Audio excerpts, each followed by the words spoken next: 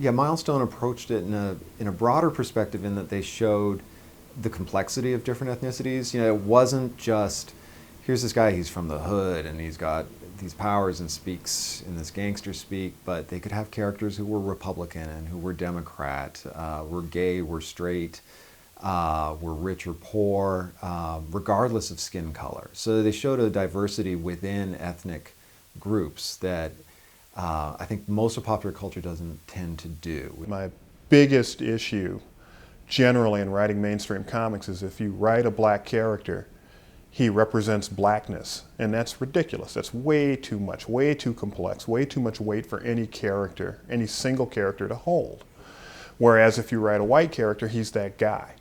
You know, you can be Superman, you can be Lex Luthor, but if you're black, you're all black people, good guy, bad guy, anything in between. So one of the things that we tried to do was present a range of characters, different socioeconomics, different backgrounds, different ages, as much of a range of opinions as you can in a little tiny model of the world. Not even as much range as there is in my own family, but certainly more range than we had ever seen in comics before, where to that point, all we had seen was blaxploitation movies of the 70s filtered through white creators. But Milestone was one of the first to show, you know, there's a lot of diversity within these groups. And they're not ethnically specific enough to ignore other groups, that there is interchange between all different ethnicities in America. And I think that was reflected more in Milestone comics. Characters of color would be fighting crime, not just crime in a specific neighborhood in Harlem. 99.9% of comic book companies up to that point had been owned and run by white males. So when we came out and announced we were going to do some comics and it was for black men, it's like, oh, okay, it's black comics. And it's hard to fight that image. My own inclination was to create comics that were more contemporary. Even though it was a fantasy world, we wanted it to look like the world we lived in. That meant all kinds of people, not just black people. I didn't want to become the black version of my criticism of mainstream comics.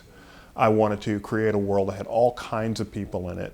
And Milestone was characterized as being the black company. People looked at who the creators were and what the focus of the first few comics were. And I think unfairly just said, all right, that's how we're going to consider them. The fans were looking for ways to categorize companies. And this is the company that does big guys and babes, and this is the company that does African-American characters, so hence it's the black company. Here's a problem that no one could have anticipated. I've gone to comic book stores asking for Milestone. Well, we don't carry it because we didn't know how to market it. We don't get a lot of black people in here.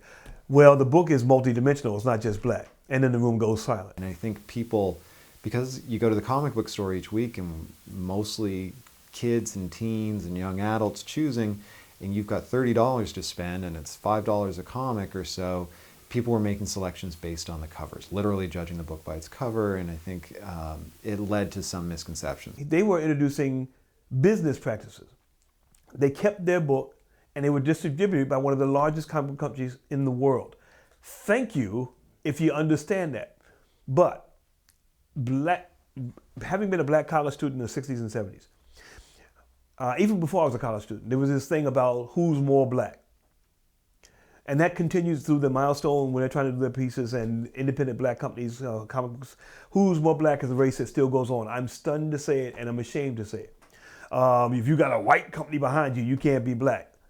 Yeah, okay, that's how you go, that's fine. But they were doing business, and they were doing big time business. Criticism from some African-American political viewpoints was that in cooperating with DC Comics, they were working for the man, that there was a complicit agreement to present certain stories in certain ways. And there was no indication early on that Milestone was in any way compromised by DC Comics in their political view or wanting not to have a political view. It did seem that they were able to produce the stories they wanted in the format they wanted. Probably the biggest actual fight that we had was an issue of Static, who was a teenage superhero. And on the cover, he's making out with his girlfriend. There's no flesh exposed, but they're going at it pretty good. And it came back that DC didn't want to publish this cover. They told me because DC Comics doesn't use sex to sell their comic books. And, you know, as I'm talking to the guy, there's a big rack behind him of all the DC books that were out that month. And literally over his shoulder is a picture, it's a Legion of Superheroes cover with the very attractive female team member, her ass pointing at the camera. She's looking over her shoulder, sort of come hither and saying, "We're back," you know. And I'm like, yeah, well, you know, compared to kissing, it kind of depends, you know. So we kind of went back and forth over it, and I said, "Oh, did the condoms make you nervous? Because, you know, some people think raincoats cause rain, so we could take the condoms out," and that wasn't it. And finally, the compromise we came up with was we put the cover on the inside and we wrapped a black heart. It was like a black border that was a heart and just the two faces kissing, so you couldn't see that they were, you know, on a couch going at it like 15-year-olds all over America, you know. That was a huge, huge fight, and I think a lot of it wasn't about sexuality, it was about black sexuality, which makes people really uncomfortable. And it's something that pretty much isn't seen, you know, to this day in mainstream comics. Well, Milestone was around for a while, and they put out a lot of books. So most of those criticisms of Milestone came in the early stages. But as time went on, most of the biggest critics of Milestone just kind of disappeared themselves, because the same people who were the critics were the same ones who themselves were also trying to put out books. And the quality of the books weren't that good. So their argument was that the books didn't come out having to do with their color or whatever, when in actuality, it was the quality of the book. You know, I always hear this thing about Milestone being unsuccessful and black comics don't sell and all this type of thing. Milestone put out hundreds of books and multi-titles over multiple years. They launched artists that are still working today, writers that are still working today. How can anybody look at that and say, oh, they were unsuccessful because they were selling black comics? You don't get the same